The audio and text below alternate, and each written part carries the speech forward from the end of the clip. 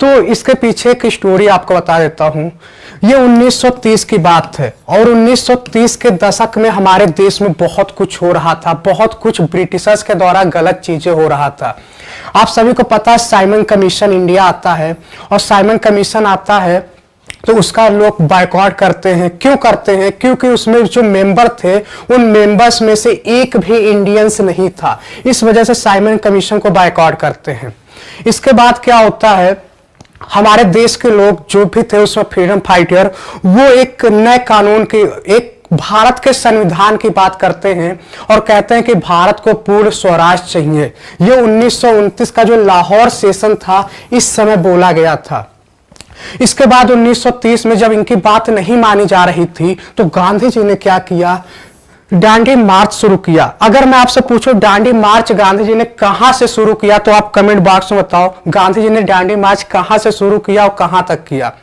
तो डांडी मार्च जब गांधी जी ने शुरू किया तो इन्हें 78 लोगों ने ज्वाइन किया शुरुआत में, और ये इन्होंने किया था 12 मार्च से लेके 12 मार्च से 6 अप्रैल तक इन्होंने डांडी मार्च किया था। 12 मार्च से 6 अप्रैल 1930 की बात है, डांडी मार्च किया। जब इस समुद्र के तट पे जाते हैं तो इन्होंने सविनय अवज्ञा आंदोलन के लिए नमक को सिलेक्ट किया। Ganga Verma ji good evening, Anjali good evening. आप लोग आंसर नहीं दे रहे हो, ये गलत बात है, सभी लोग आंसर दो जो भी मैंने पूछा है। तो इन्होंने नमक को सिलेक्ट किया सविनय अवज्ञा आंदोलन के लिए। नमक को क्यों इन्होंने चूज किया? क्योंकि नमक एक ऐसी चीज है जिसे हर कोई यूज करता है, चाहे वो गरीब हो चाहे वो अमीर हो, चाहे जितना गरीब हो चाहे जितना अमीर हो, नमक को सभी यूज करते हैं। गांधी जी इतने माइंडेड इंसान थे, वो अपने मूवमेंट में हर एक तबके के लोग को शामिल करते थे और यही रीजन था गांधी जी ने जितने भी आंदोलन किए सब में उनको सफलता मिला है।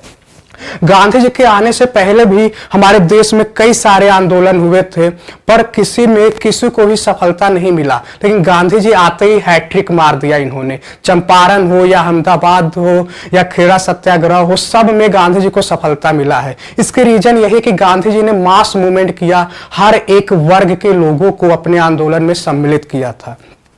तो गांधी जी ने नमक को सिलेक्ट किया और ये आंदोलन होता है। Okay, good evening. तो ये आंदोलन होता है। तो गांधी जी ने फिर ये क्या हुआ, जब इन्होंने ये आंदोलन किया सविनय अवज्ञा आंदोलन और नमक को सिलेक्ट किया और ये 24 दिन तक आंदोलन चला था और फाइनली ये फर्स्ट फेज शुरू होता है।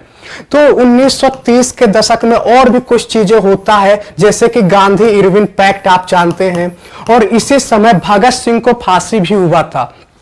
बहुत सारे लोग ये बोलते हैं कि गांधी जी चाहते तो भगत सिंह को बचा लेते। बहुत सारे चीजें हैं जो ये लोग बताया करते, पर ऐसा कुछ नहीं था। गांधी जी के हाथ में भी उतना कुछ नहीं था।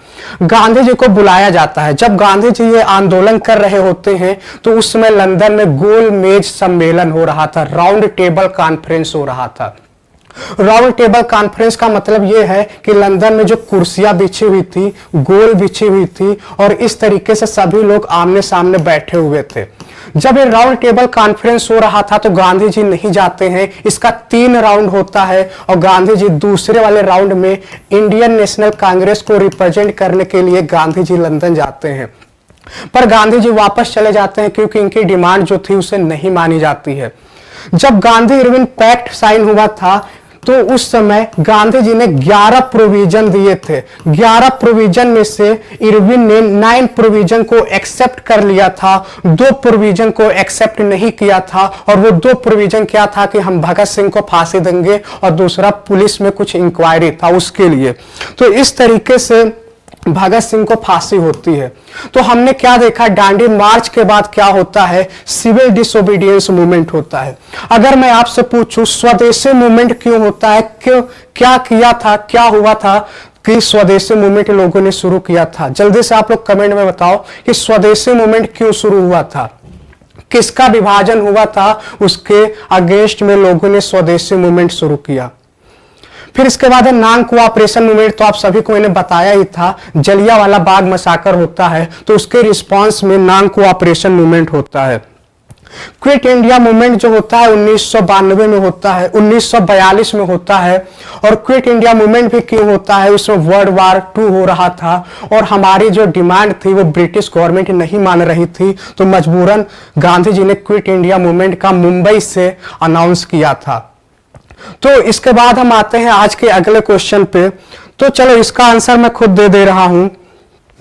स्वदेशी मूवमेंट क्यों हुआ था? जब बंगाल का विभाजन हुआ था। बंगाल का विभाजन किसने किया था? लॉर्ड कर्जन ने बंगाल का विभाजन किया था। तब जाके लोग गुस्सा हुए और स्वदेशी मूवमेंट शुरू किए थे। इसी के 2 साल बाद यानी कि 1907 में कांग्रेस स्प्लिट हो जाता है, यानी कांग्रेस जो था वो टूट जाता है गर्म दल और नरम दल में।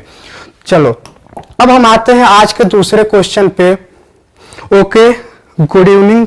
दूसरे देशों का सामान ना यूज करना, हाँ बहुत सारी चीजें हुई थी, मैंने तो अभी आपको कुछ बताया ही नहीं। अगर मैं ना सिविल डिसोबीडियंस के मूवमेंट पे के बारे में आपको बताऊं तो मुझे कम से कम 20 मिनट लगेंगे, क्योंकि सिविल डिसोबीडियंस गांधी जी ने शुरू किया था और उससे इंस्पायर होके देश के अन्य हिस्सों में जो लीडर्स थे उन्होंने भी शुरू किया था।